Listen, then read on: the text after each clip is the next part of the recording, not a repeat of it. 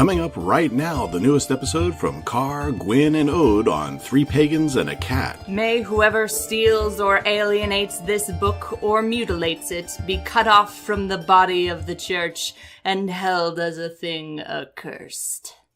Welcome to Building Your Book Dedication, the 8th episode of Three Pagans and a Cat, and part 2 of our Grimoire series. You may call me Ode. You can call me Carr, and I did not laugh as much this time as I did in the last episode, so I'm proud of myself. By the way, I'm Ode's father. And merry meet. My name is Gwyn, and I'm Ode's mother. That was a traditional book curse from manuscripts in the medieval times, back when they didn't have, I guess, adequate locks, and the monks were really worried about people stealing or destroying books, and had like a long-standing tradition of threatening to excommunicate or like destroy by demons anyone who hurt a book. So I think that is incredibly interesting that they were basically casting spells on their books. These monks. Well, I think you could definitely call that a curse. Yeah, that is definitely a curse. There's Hey, no other word curse, that really goes with that. I mean, curse, spell, protection, whatever they wanted to call it. Right. It was still a form of magic. Yeah. Some of them got really creative with it, but this was a pretty standard, just like low-key, you'll be excommunicated. This one was tame. Yeah. All I want to say is hello, pot. Meet kettle. Meet kettle. Hello, pot, meat, cauldron. Excellent.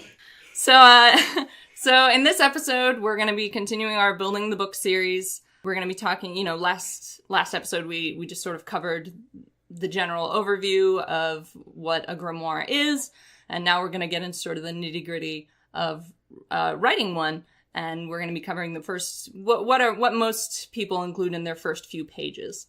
Or throughout, depending on how you organize your book. Right, yep. Because it's individual. Exactly. And on that note, before we get any further into it, I wanted to have a shout out to a listener, Yes. Velocity Rose, who contacted us. They have a website at velocityrose.com.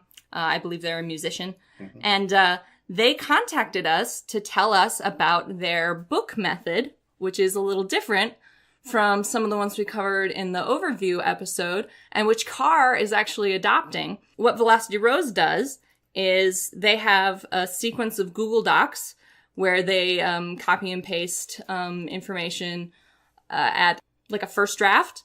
Yep. And then it goes through multiple editing passes, and it gets all compiled into different sort of archival texts based on the content. So, all the correspondences in one document, all the herb lore in another document, and so on and so forth. And then all those drafts, when they've gone through all their final edits, Velocity Rose has them self-published and has a print-on-demand copy of a physical book printed and sent to them, which I thought was so smart, because it means you can, if that copy ever gets candle wax dripped on it or something, you can order another. You can just order another one. Right. I think Velocity Rose also mentioned that they find it easier to take it into, or would find it, or will find it easier to take their Book of Shadows or their grimoire into the kitchen or into their spellcrafting space, right? And not have to worry about holding it open, that kind of thing. That it'll naturally be in a bound book that will just lay flat. Yeah. Right. So that's also an advantage. Mm-hmm. Yeah, there are a lot of advantages to this method, and it lets you, especially when you're in the learning stages, do, just sort of indiscriminately record all the information you're getting in those draft documents, and then refine that information through the editing process, and get it all, organized and collated before you print it. And I think it's very, very smart. It is a very interesting method. It's not one that I would choose for myself personally, but you honestly, like the personal touch. I do like the personal touch. But however, as soon as I read their email, I thought, oh my gods, Carr and Ode. That is so in their wheelhouse. So I knew you guys would be totally down with it. Absolutely. Well, my handwriting sucks. Yes, it does. It's and as I've told Carr, I'm not doing it for him. Right.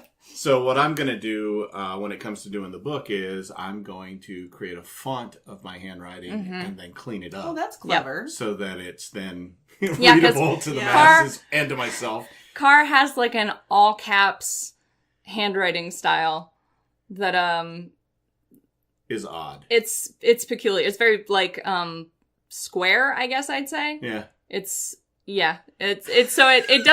hard to read if he goes on like a paragraph, but like his individual words are fine. So I think it'll make a really nice font, actually. Yeah. Mm-hmm. Once that's done, then I can print this for myself and stick it on the thing. So I'm already got a bunch of stuff lined up. I know you've been reading to us what you've already got saved.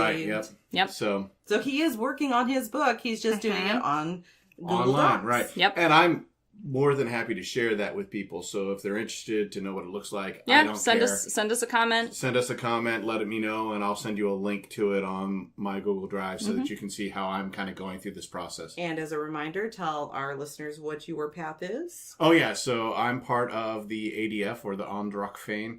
I'm particularly interested in Celtic gods, but the ADF has multiple paths that you can do through them. They're very flexible. I believe there are Hellenic paths, and there are Norse paths, and probably Kemetic paths. Who knows? There are, So you can be on just about any path and go through the ADF. I think you can even be secular in the ADF. You certainly can, yeah. So there you go. Yep.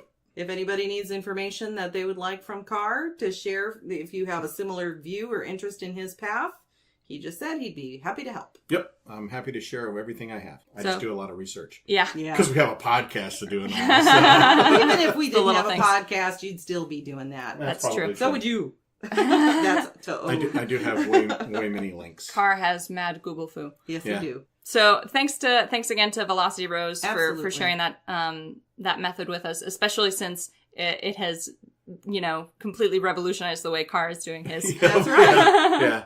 I didn't have to do the 3-ring binder after all. And that said, if you have a different idea of how to do one, please do. Send us an email or go on the website and put a comment on this particular episode that's going up, or the blog that will actually go up that will talk about all the links that we talk about in this episode as well. The point is, there is no wrong way to do it. And if somebody has a creative or innovative, I can't say that word, innovative way to create their book that they are willing to share, please do. Definitely. Yeah, because you never know who it's going to resonate with. Yeah. Now that we've covered that, we're going to get into the actual content of this episode, which is, as you may have guessed from the title, about dedications and the very beginning process of your book. So one of the first things we want to cover for this episode, and one of the first things you want to do, at least when you have a physical book, is cleansing. Absolutely. And, you may, depending on where you are with your tradition, already be familiar with cleansing. You may have done it for your other altar tools. But especially if you're doing it with a book that you got from like a store or that you found at a yard sale or something like that. That's true. You probably want to cleanse the book before you do anything with it. Yeah, because you don't want anybody else's energy affecting what your book is for. Exactly. Well, and if you got it like from a pagan store, it's, there may be just some lingering energy on it that you want to deal with. Absolutely. Or it could be overly cleansed. Right. Oh god. We've got a new age store in our area that feels just like a spiritual dead space to me. There's nothing in it. It really does. Except that one time we went in and then we felt repelled. But that's a whole nother issue. But most of the time it just feels like it's been cleansed to hell and back again. And there is no room for anything in it, which is wild for an esoteric store. Yeah. Like, I get the impulse, I think, but like, leave a little room for spirits. Right. Yeah. It's a very interesting vibe. But going back to that, the point and that is something worth considering. Like, you want to cleanse your book, but you don't need to cleanse your book repeatedly. Exactly. Cleanse it at the beginning so that you can fill it with your energy, and then don't cleanse it again. Otherwise, you'll get all your energy off of it. Exactly. Right. It's your book.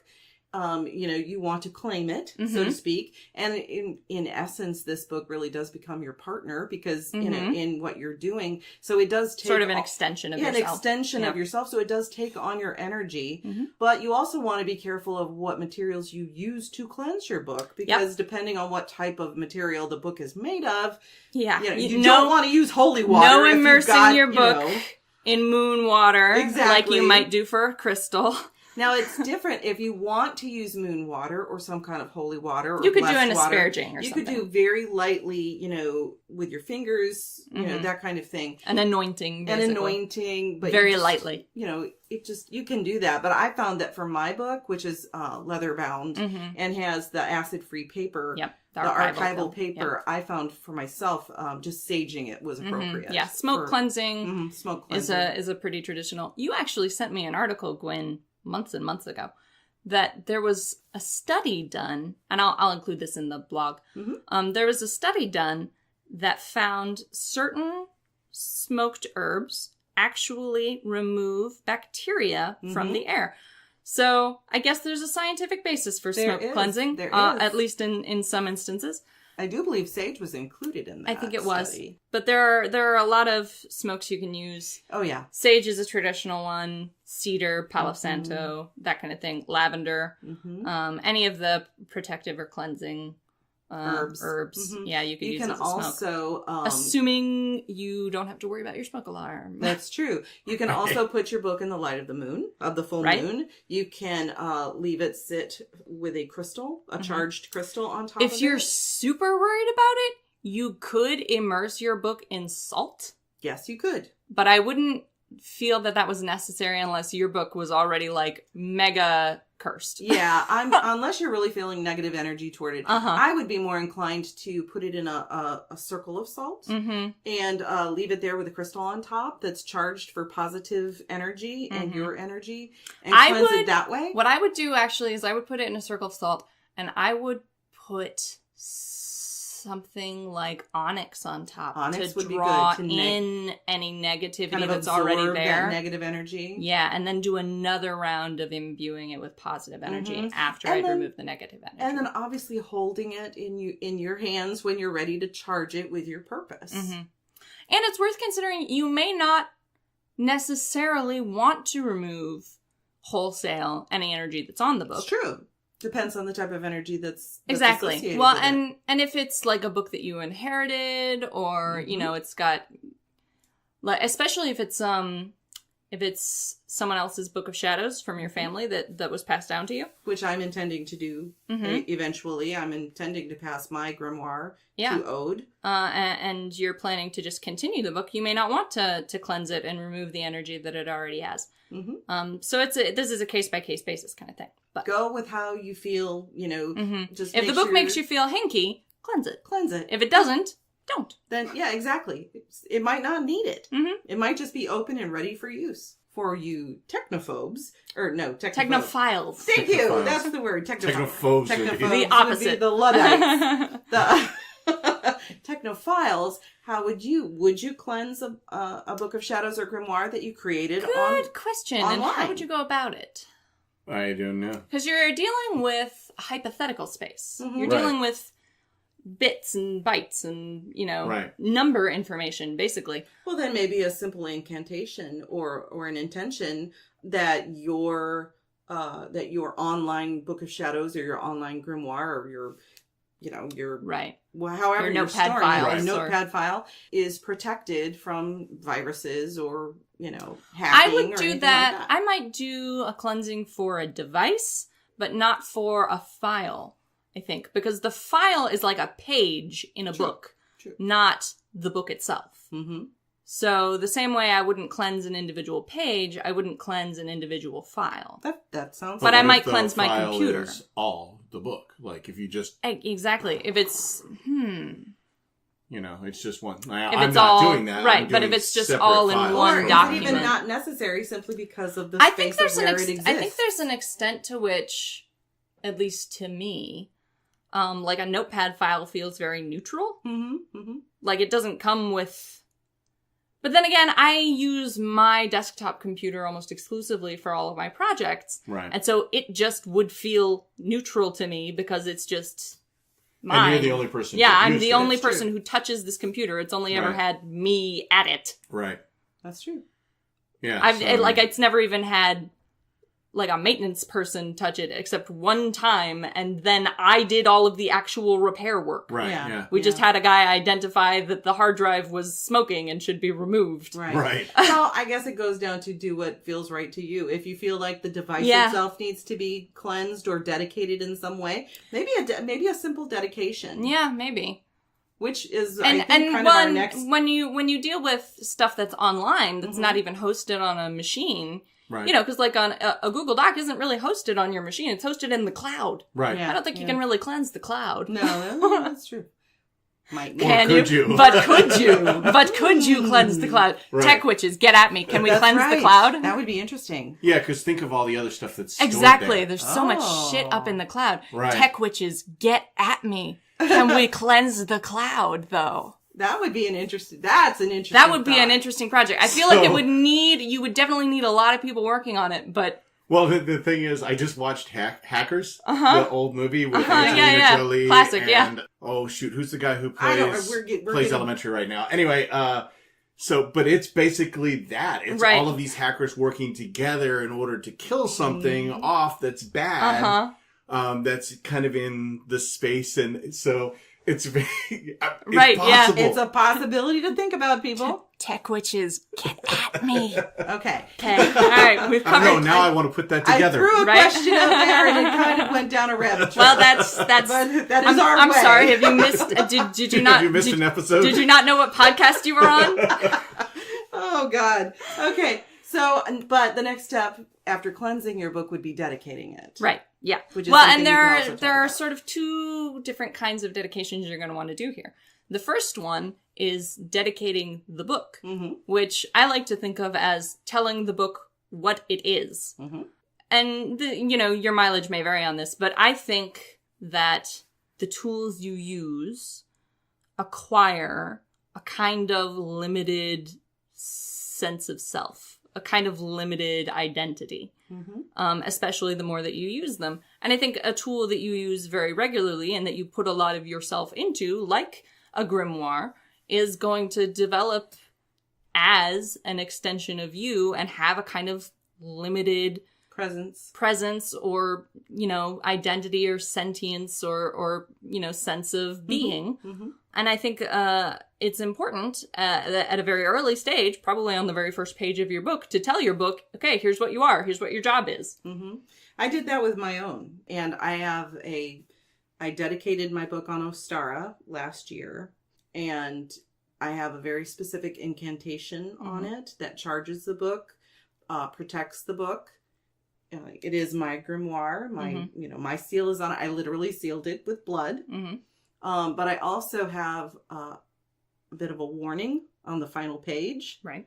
That anyone who is to use this knowledge needs to remember to keep it, to quote from, I believe it was The Lord of the Rings. Yeah, keep it secret. Keep it secret and keep it safe. So, and that's book curses and stuff like that. We'll get into that later on. But my point just is, in terms of dedications. But in terms of dedications for myself, I chose Ostara. I wanted to do it on a Sabbat. A new beginning Sabbat. A new beginning Sabbat. And I wanted to seal it with a charge to the elements to protect the book, as well as my own, again, use of my own blood. Right. So that it is mine. Right. It has my identity stamped on it. And I think that it's individual for what people want to do. Now, some people might just want to do a simple blessing. They can do that too. Sure. Yeah, like I said, your mileage may vary. You may not consider your book a living entity. This is, and this may be some sort of like fringe, I haven't looked into this. I don't know if this is like a fringe theory that I have, but like I think spells, especially like long-term spells that that have, physical components, acquire an identity and are sort of doing a job you've given to them. That's true. And just sort of doing the day-to-day task work of that spell. I feel like there's a presence there performing that action repeatedly. Agreed. And I think that's part of why, disposing of spell components respectfully and releasing the tulpa or identity that you've created in the process of making that spell is an important part of spell work. And I think the same thing should be true of your altar tools and your grimoire. But like I said, I don't know how fringy that is. True. And again, as I said, it depends on the individual and what they want to do with their book. For me, I did a very specific type of dedication. Right. But like you didn't say, hello book, here's your job. Not specifically. Right. It wasn't that kind of a process for me, but for you it is. Mm-hmm. And for me, it was more of a dedication of myself in this book and this book to my work. Right. And I think there's an extent maybe to which like my position on this is like a really extended animism, which if you're not animistic maybe won't make sense to you. But like it's related to sort of the idea that, you know, trees have spirits in them, rocks have spirits in them. It's very Celtic of you. Everything has a spirit. It's pretty probably heathen Norse too, yeah. Everything has a spirit in it. Has a vatir attached to it. Has you know, has something that has a concern with it and has its own orlog and destiny, and you know. And I think that's valid for what works for you. Right. This is what worked for me. Again, as I was saying, I think, you know, for some other people, a simple blessing would work, and you can come up with that on your own. There are a number that are available online or in a variety of books on Wicca or witchcraft. There's more books on Wicca than there are on witchcraft. Or on any other path at all. Right, really. Or any other. You just cut whatever feels right for you for dedicating your book, blessing your book, charging your book, telling your book who it is and what it's doing. You know, all of those things. It's dependent on the individual. There's another tradition that might be relevant here. Again, with the sort of like, there's a spirit in your book concept, that I think it's Celtic, where you wassail the orchard to wake it up. Yes, yeah. So there, you know, you may want to do some sort of awakening ritual with your book to wake up whatever spirit is already in it. Right. And I feel like as over this process of, again, I didn't follow the exact idea that you did, but I feel like over the last year and over however many years that I am working on this book, you know, it is evolving a personality of its own, if you will. You know, it has an energy of its own that distinct from just your energy from mine, and it is in essence my partner in the craft. Just as the plants and the herbs that I work with, the stones, you know, yes, exactly. This is my book. You know, and I'm very protective of my book. And it does take on its own essence or aura, if you will. And I have a protective spirit that over this book. It is imaged by a sticker of an owl. It's a sticker of an owl with a knife that I got when I kickstarted a set of pins that are supposed to be witches familiars with knives. Yep. So I got, and my rewards were I got a set of stickers with all of them, and I got an enamel pin with a snake with a knife. So Ode gave one to me, and I thought it would be appropriate to put it on the first page of my grimoire. And that's another point, is that it's your fucking book. Yeah, exactly. You know? What you want in it is the right stuff to have in it. Is the right stuff for you. So if you want to put a sticker in it, put a sticker in it. You know, the only aura mine gives off is black light. Well, fair. But it does, over time, I do believe, it takes on an identity. And I don't know that mine will ever have that. Do you think that's because it's in the cloud? No, I don't. I think it's just because of who I am. Yeah. Like, I am not as spell heavy. Right. Yeah. You don't really do magic. Right. I really don't do magic. You've watched us do magic. Yeah. Yep. Which is fair. And I think that's important for people to know. Right. So mine will be... This is a good perspective, too, because, you know, Carr doesn't do magic. He still has a grimoire. Exactly. Right, yeah. Mine's just all the sundry things put together. The religious stuff. The religious stuff, right. That I think is important for me. So I'm putting it all together in one place. Exactly. Because it comes from multiple sources. I mean, exactly. Nobody has it in which way I would consider it perfect. So I'm stealing from everybody else to make it perfect for me. That's because that's syncretism. Yeah, exactly. Yeah, that's in a nutshell. That's syncretism. Well, and you know, we came from, and you two especially came from, a revealed religion with a sacred book. Right. And now we're all in traditions that don't have an individual sacred text. Right. So figure it out. Good luck. Yeah, Exactly. yeah. Well, and I think And the process of making a grimoire is the process of figuring it out. Right, exactly. And I think that can take us maybe into our next topic, because we've talked about, you want to dedicate your book, you name your book. I put a protection spell on my book as well. Right. Which Ode always chuckles about, but it does seem to work. She put a notice me not on it. I can't find that book anywhere in the house. No, I didn't. I frequently forgot forget. it was there, forget that she has one. And that's the point. And I will tell you my secret, a little bit of it. I'm not going to tell you my spell. You'll have to figure it out for yourself. But I am a Doctor Who fan. And so on one of the episodes of Doctor Who, they did this thing where people were basically... the perception filter. It was a perception filter. So I made a magical version of a perception filter spell and put it on my book. And I also put it on the cabinet where it's located. So it works. It does. So it's a Whovian grimoire? Yeah. No. I got the idea Oh, okay, from gotcha. Who on how to shield my book. Because I actually was looking online, how can you protect your book? How can you shield your book? And there are a different variety ways, of things. Like, for instance, Llewellyn, in one of their spell of the day, they have actually a spell to protect your book of shadows, and it's a very good spell. There are some other ones that you can look online, spells to protect your book, but I wanted something specific for me and for my book, and the idea of a perception of just filter, discouraging attention away from it. Discouraging attention. I'm that definitely worked. finding a Monty Python version to do for this. There I you just go. am. It's just who I am. You could It's probably do Whatever. that. Yeah. Hey, I'm probably but sure. you know what? The reason it worked for me is because it works for me. Yes. Right. It is how I identify protecting my book, is just drawing attention away If from nobody it. sees it, nobody It's can touch a it. perception filter. So, And it's not like, and I want to be clear. It doesn't make the book invisible. Or no, anything. not at all. But it means that, I just don't think about it. Like, even Exactly. when we're talking about witchcraft and, Mom will be like, hey, go get me my book. And there's a second where my brain's like, what book? And then I have to be, but where is it, though? Even though I know where the magic cabinet is. Both of them. Yeah. They're in the kitchen. Right. Exactly. And so that's They're the next whole to the point. spice cupboard. I get into that all the time. And just tell everybody where my book is. But Well, they're unlikely to be in our house. True.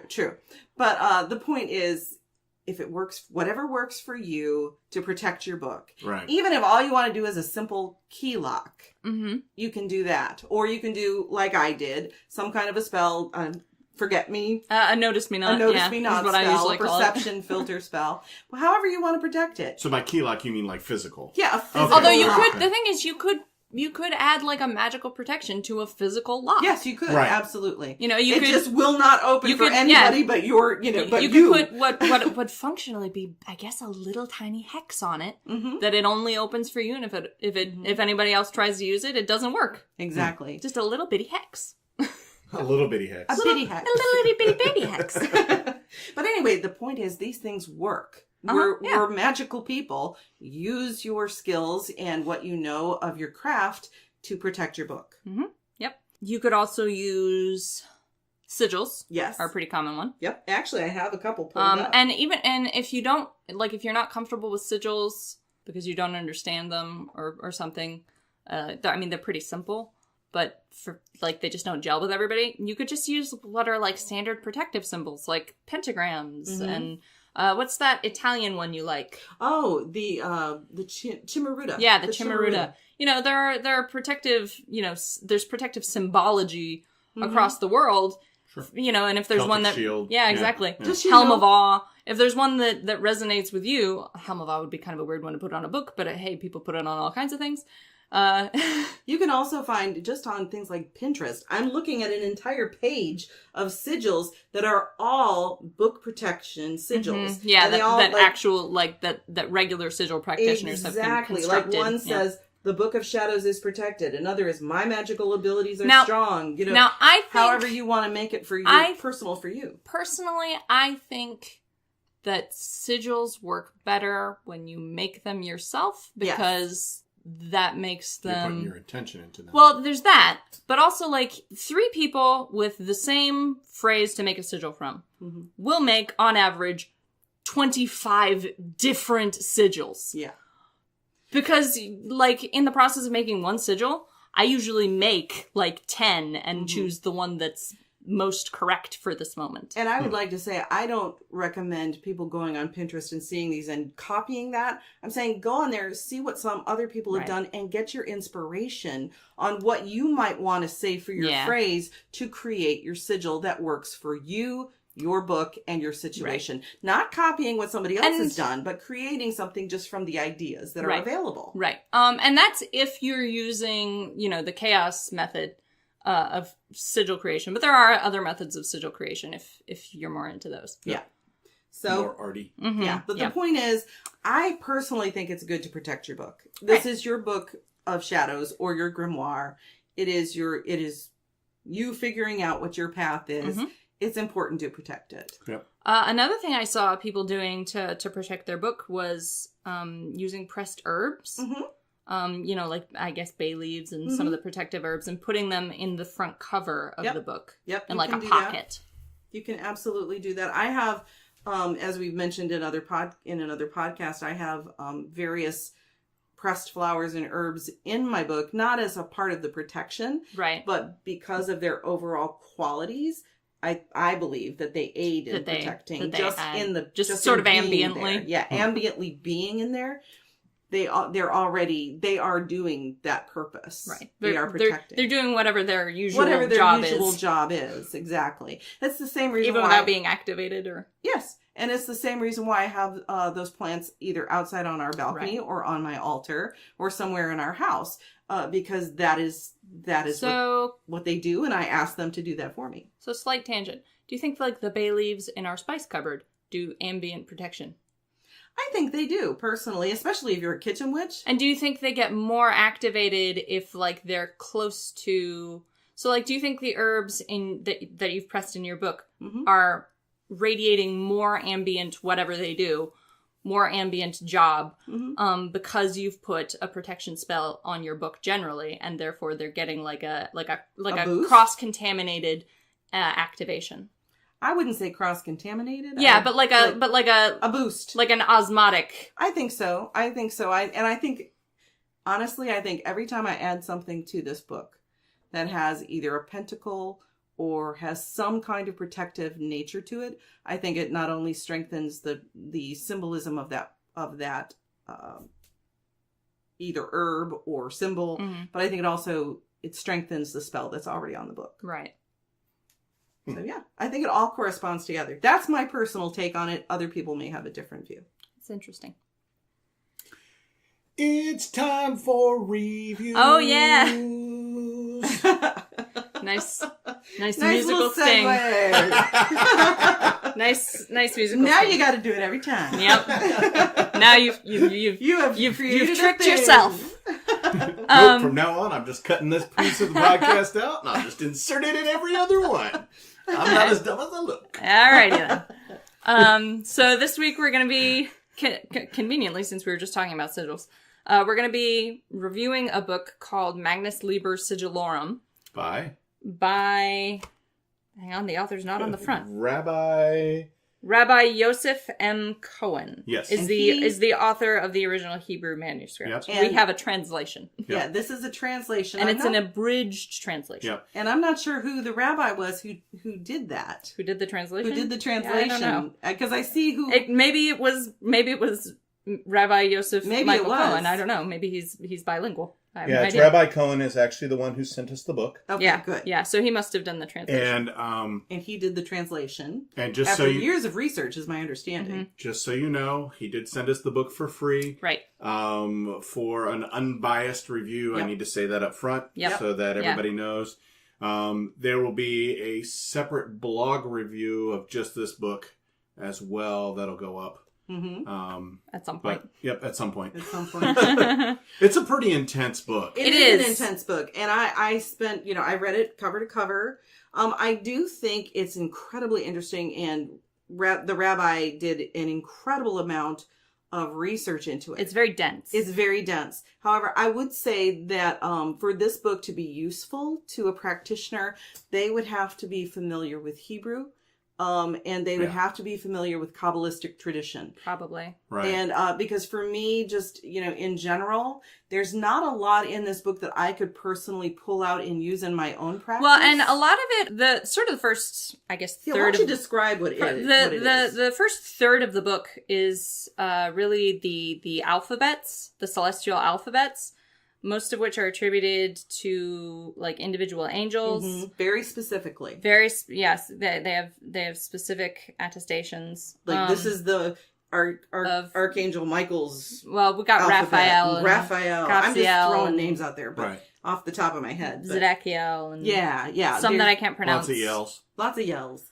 There's actually a note in here about why they were actually Mm-hmm. the angel names were transliterated that way. Right.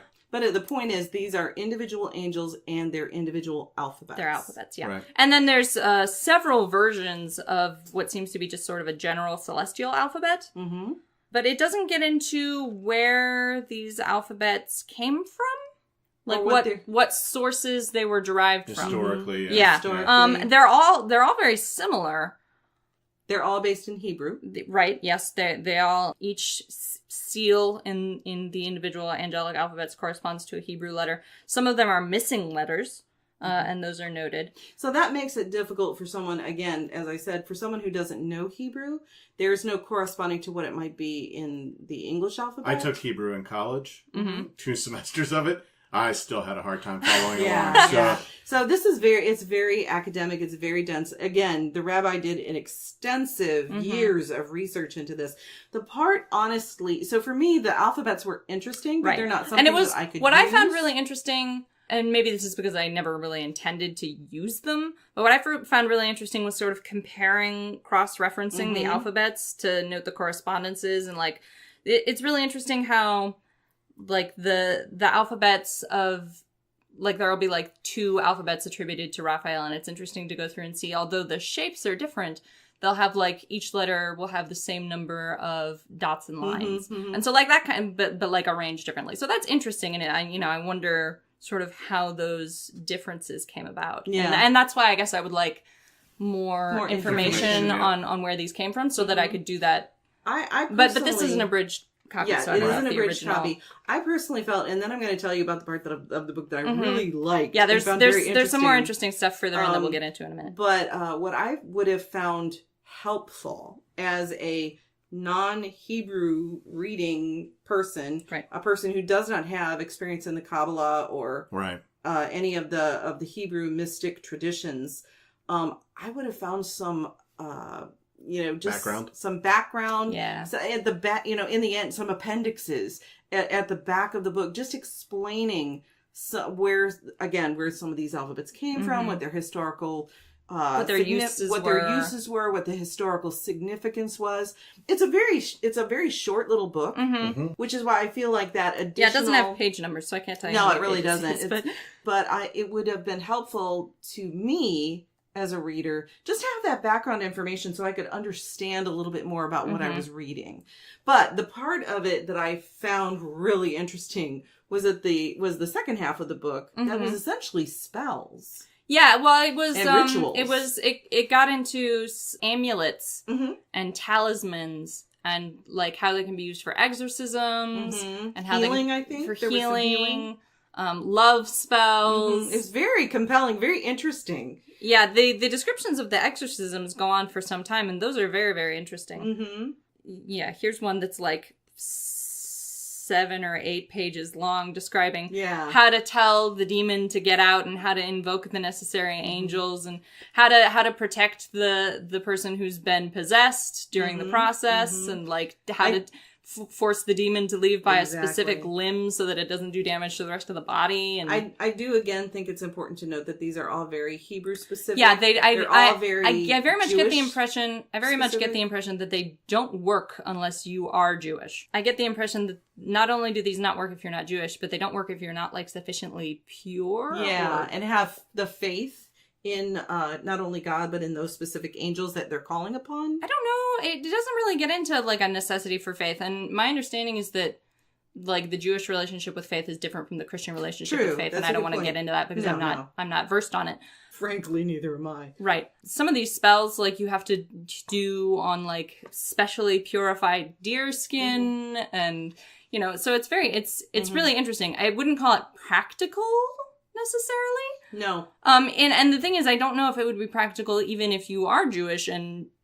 I think it depends on if you are a Hebrew practitioner or have a background in Right. Hebrew who understands Jewish mysticism. Right. If you are into Jewish mysticism, I think you would really enjoy this book. Here's what I'd and say. I think it's an interesting book to have in your It is library. interesting. Here's what I would regardless. say about Magnus Liber Sigilorum, Mm-hmm.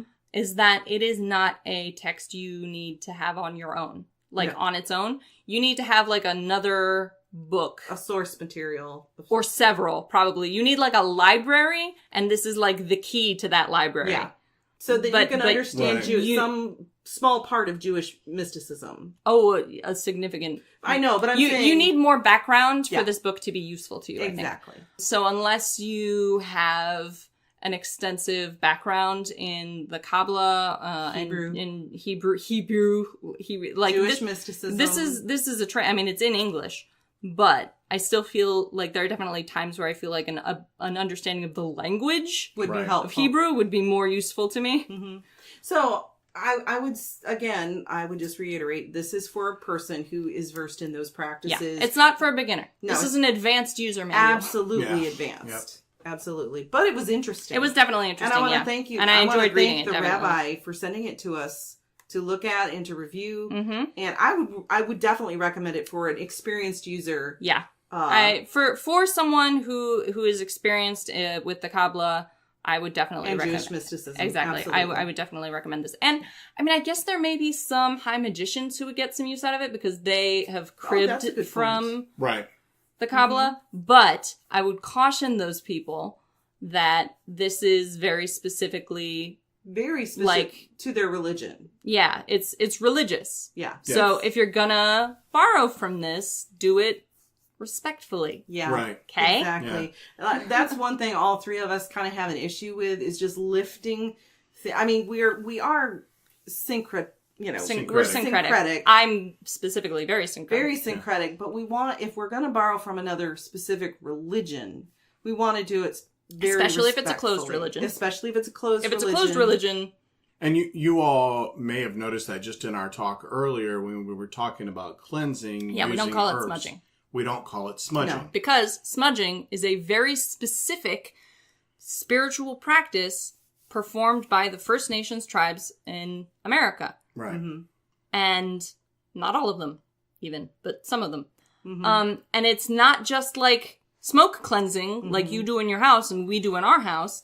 It's like a whole spiritual, Ritual and thing. religious thing. Right. So we choose to call it cleansing herbs Or smoke cleansing. or Right. cleansing, just because we don't want to take away from a religious Exactly. practice and be, Especially from a community that's already been extensively Exactly. stolen from. Right. we just want to be respectful. I Yeah. think is the most important thing. We want to be respectful to other people's Exactly. religious practices and beliefs. and so please do be respectful if you're gonna, get Magnus Liber Sigilorum. Right. Bear in mind where it comes from and that it and has be a religious respectful of that context. source. Yep. Yeah. Yeah. So it's Rabbi Michael Yosef Cohen is the gentleman who wrote it. It is 90 pages. Aha! It doesn't have And- page numbers, so it's hard Yeah, to tell. it's hard to tell. It's in a very interesting script too because Yeah. it looks old. Yeah. Yeah. And we will link to where you can buy it on Amazon, Yep. on our website. It's currently $25. It's not a cheap book. Nope. But because it's such heavy material, Exactly. I that think it's worth it. that for Absolutely. for what you get. For So- the experienced practitioner who understands, Who has like a grounding who in has this a philosophy. grounding in this philosophy, Yep. it would be a very valuable resource. Yes, Yep. I agree. And I just enjoyed reading through it. Mm-hmm. Oh yeah, like I said, the Absolutely. descriptions of the exorcism Were he describes fascinating. 2, I think, or 3 maybe different exorcisms, and they're very, very interesting They're reads. fascinating accounts. Mm-hmm. Yeah. So So if you just want it for that, Yeah, it's worth I it mean, too. it's worth 'cause it. Yeah, I think agree. that, It's a window into an experience most people are not going to get. Exactly. Exactly, yeah. Exactly. So, cool. That's it for the review. Excellent. All right. Wow. Oh my god. We now have music interludes. We do. Good for us. Now, that's how you know Okay. you've made it as a podcast. I would just like to say that your father is turning a very interesting shade of red right now. He's slightly embarrassed, I guess. Well, there's a reason why I always worked behind the scenes in the music industry. All right. Okay. Well, since we were just talking about religion, let's move on to deities, because that may be something you're going to want to cover in your book. Oh, yes. Yes. If you're a religious witch, or in like the case of Carr, like just a druid, or Right. A religious pagan. right, you may want to name and honor your gods in your book. You may want to do that with the whole pantheon. You may want to do that just with specific gods you feel close to or have a relationship with. There may be gods in your pantheon who have correspondences to the subject of your book. Like Odin, there's this whole thing where he went and stole the meat of poetry and brought it back to the gods and men. So you might invoke somebody like that, or Bragi, who is the actual god of poetry in Norse mythology. You might invoke someone like that to be like, hey, I'm writing this book. Can you lend me some assistance? I actually have done the whole pantheon, so as much as we know. Right. And because Celtic stuff is very Diverse. location specific, Yeah. there are a lot of gods that were for this one little area of Kent during, so it's, but the ability to have them all, I think, helps me, just because it gives you a full list. it gives me a full list. But then I'm highlighting the ones that I, in particular, worship. So, bolding, as it were, because... Right, because you're in the cloud. Right, exactly. cloud. So I can just command be it, and we're good. Uh-huh. Which, again, for me is great, because then I can be like, oh, yeah, that one makes Right, sense. and then if your opinions change, or if you get new information... But I can... Uh-huh. You can make those You can noises. make those noises. And make changes to your Yes, to the cloud. You can undo the bold. Yes, that's what I meant to say. Sure you did. Now, as for me, I'm a secular witch. I don't really have a religious component in my grimoire. So I'm curious, because you do have a relationship of some kind with Brigid. Is she in your book at all? Not really, no. Interesting. It's just, So what about your spirit guides? oh, Are good they in your book? question. no, my spirit guides are not in my book either. Interesting. My grimoire, is really more specifically toward my craft. So I don't have anything about Brigid necessarily in here. I don't really necessarily have anything about my spirit guides in I'm here. curious, But- do you not consider them part of your craft? Yeah, because My don't they spirit help you with guides? your divination? Yeah. Well, they do, but my spirit guides and my relationship with Brigid are a separate thing for me from what I do as a witch as far as my spellcraft. Holy shit, And that's really things like confusing. that. Okay. Everybody's different. No, it definitely works for you. It's Yeah, just yeah. confusing to me. I'm Yeah. like, well, okay.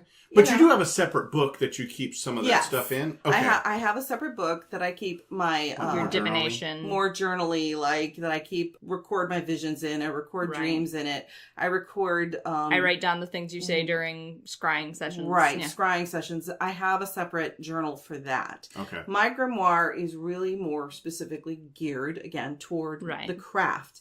So So this is a here- case maybe of where, you might have different books for different purposes. Yes, exactly. And so far, I've not felt a need or a desire even, because I'm really not religious. Right. I have not felt a desire or a need to include that in my grimoire, because I have a separate book for any of my spiritual journey. Right. That comes through meditation and It's so interesting communication that you with consider the those goddess. separate things. yeah, it's very separate for me. So for me, though, what I have in here, I guess that would be toward my philosophy as a witch, I guess you could say, or how I view my walk as a witch. Like, for instance, I have borrowed from Wicca and tailored it to myself, the 13 goals of a witch. I do information in here on the the law of three, which is essentially If you send something out, that energy can be returned to you threefold.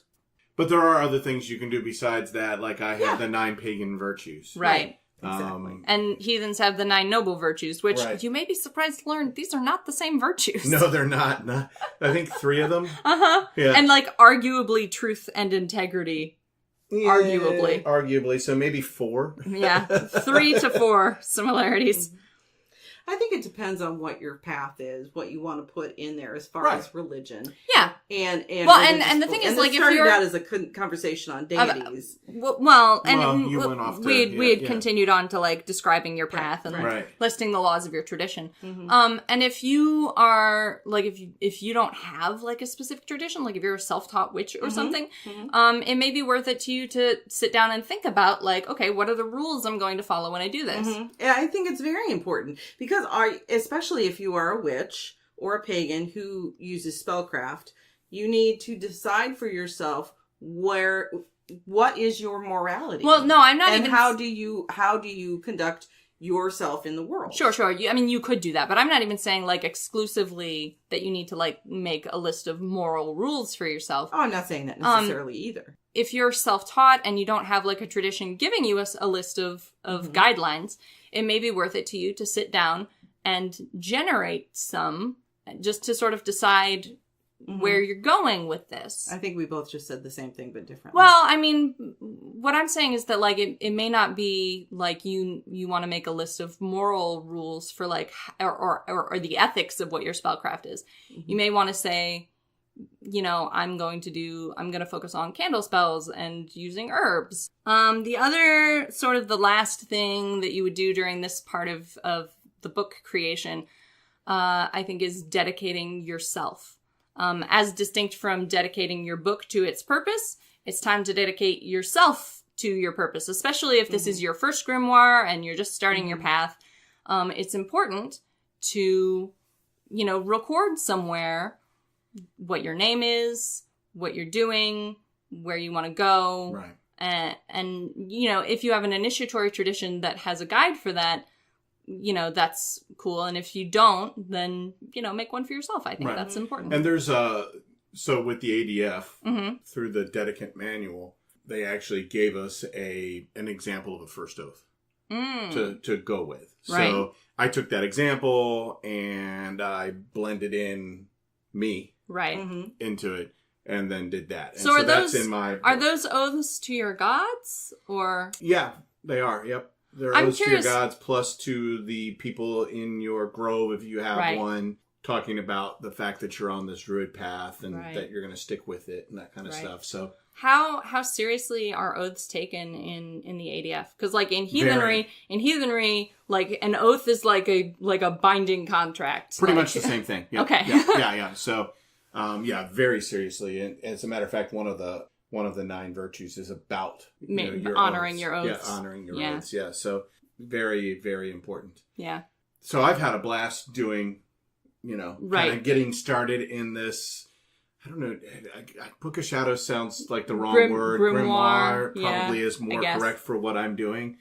Is there an ADF word for this book? No. No, they really don't do anything like this. So this is somewhat different. Right. If you're on the Dedicant path in the ADF, which I think probably maybe half of the people who are part of the ADF go to the Dedicant path. Right. You think most people are lay people? Yeah, most people are just lay people and they want to, you know. And so the Dedicant path is really the first step towards becoming clergy within the ADF. So you do the Dedicant path, and then you have another path, and then you have the clergy path. So there's, you know, it's tiers. Right, it's tiers, and it takes a while to get there, and it's 3 appropriately. Appropriately, yes.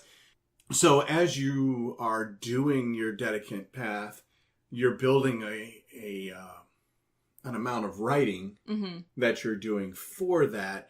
But it's never. A lot of people have blogged that, so that you can actually go read what they've done. Right. I think mine's probably a little bit more personal than I academic. would be super comfortable like throwing up on a blog somewhere. So with that said, I'm doing it into a book. Right. I'm doing it in a grimoire so that I'll have it, and we'll see where it goes from there.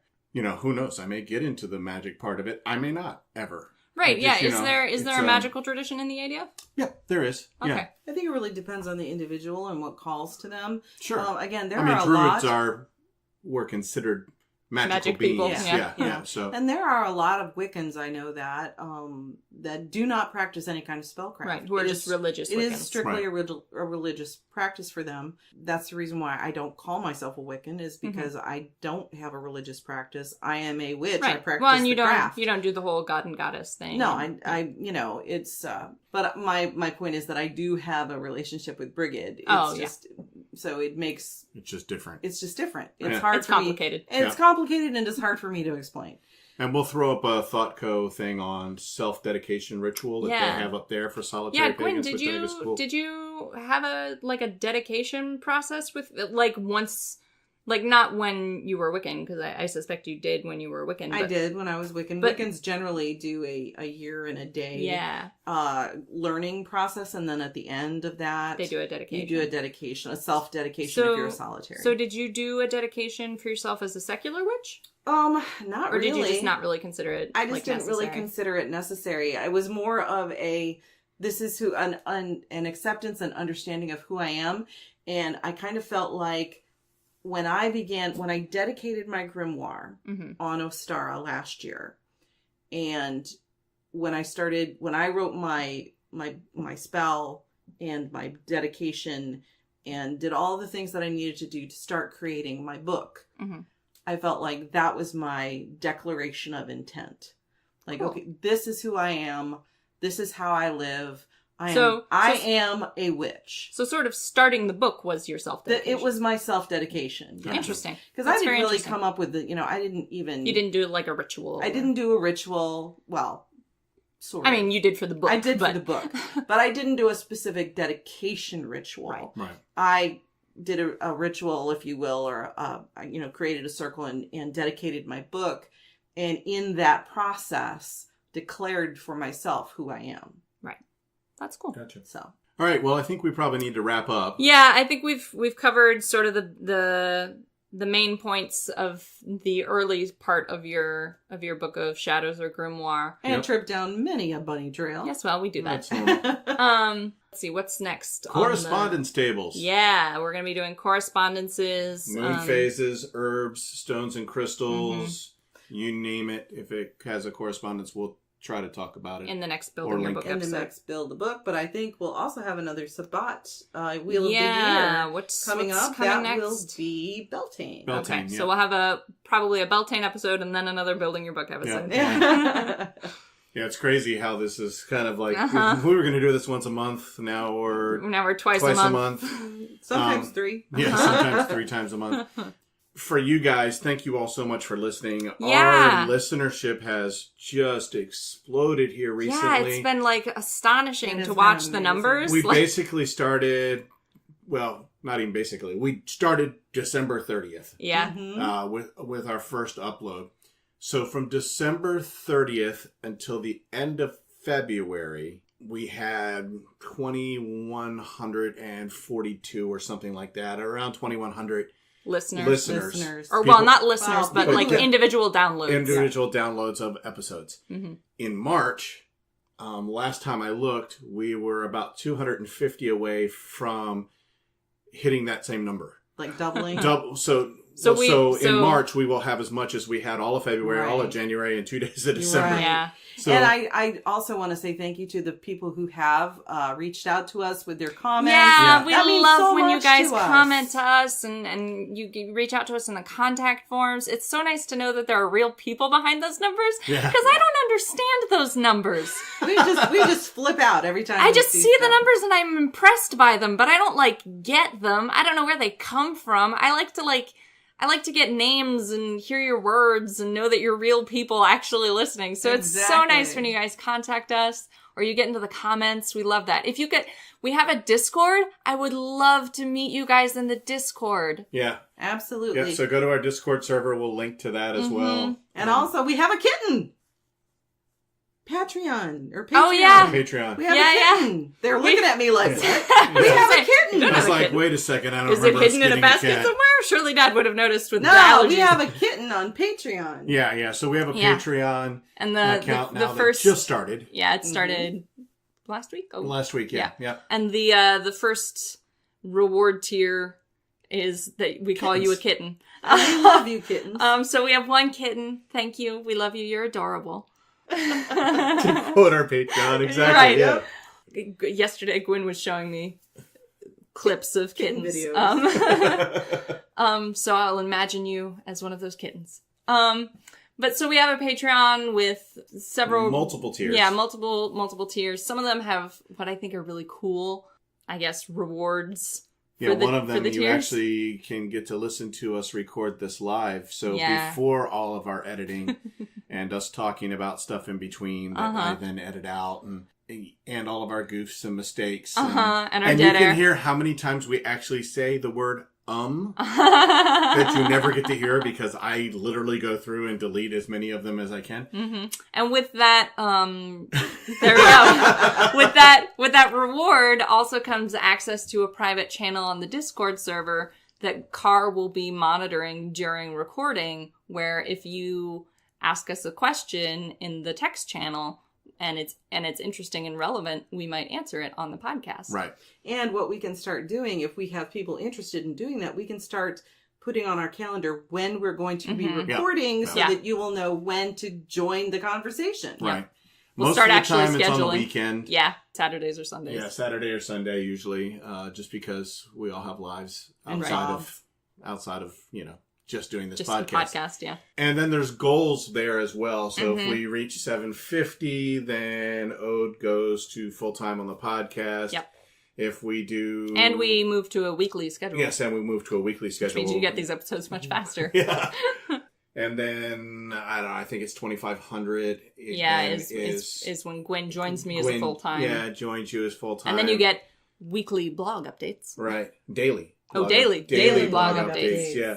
If we hit the 5,000 Yeah. a month Double check thing, then I get to do this full time too. So then all three of us will be doing this full time. And we'll be able to travel, Go out do and see you all. interviews. Yep. Yeah. So I mean, So that's, if you want to see this podcast grow, Patreon's the way to do it. yeah, see us on the Patreon. Yep. But lots of cool other things Because we too. don't, we do these reviews. We get, the copy of Magnus Liber Sigillorum, but they don't pay us. Right. Yeah. Exactly. And if you have something you'd like us to review, please. Yeah, send us Contact stuff Car. if you've got like a pagan product that you'd like to see reviewed on the podcast. We would love to do it. Yeah, because the next one, aren't we doing spellcrafting? Yeah, we're doing some Salts. salts and rices that are for specific. I really am looking forward to So am I. review on that. Gwen and I have been using them, and they're. Well, I don't want to give you Don't a spoiler, spoil it. but there's a review coming. Spoilers. There's a review coming in the next couple of weeks, so look forward to that. And then I'd also like to say that on our website, threepagansandacat.com, if you go to, I believe it's services? Yeah, services. You can find a page for me. I am a psychic medium.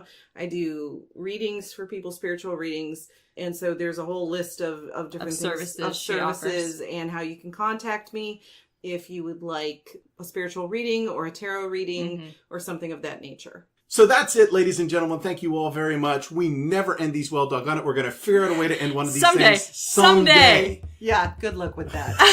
Bye. You've been listening to Three Pagans and a Cat. Find out more information at www.threepagansandacat.com.